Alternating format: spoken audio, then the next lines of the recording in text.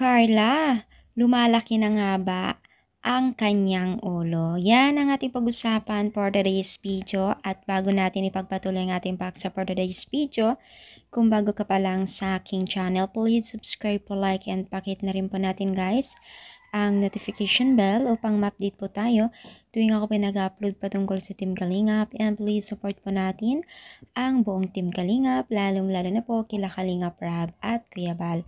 So for today's video nga na talagang grabe po guys ang mga netizens ng kanilang nasasabi patungkol kay Carla, na kung saan tila na nga daw lumalaki ang ulo ni Carla.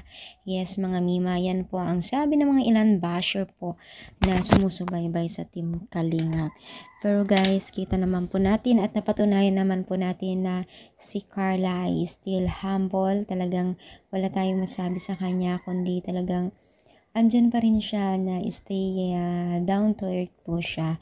So, sa mga nagsasabi dyan, wala naman tayo nakikita na ganun yung kanyang ugali. At kahit sino naman po, 'di ba? Wala tayong nakikita. Kaya naman po sana medyo iwasan po natin yung pangbas, at syempre alam naman natin na normal na 'yan.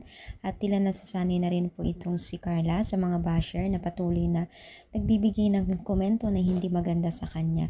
Pero syempre napapatunayan naman ni Carla na hindi po siya ganon tao, at 100% naman po talaga na napapatunayan ni Carla. Kaya tayo, iwas-iwas tayo sa mga sinasabi natin sa mga netizens dahil sa mga beneficiaries po ng Team Kalingap, dahil hindi tayo hindi tayo nakakatulong sa kanilang pag-unlad, diba?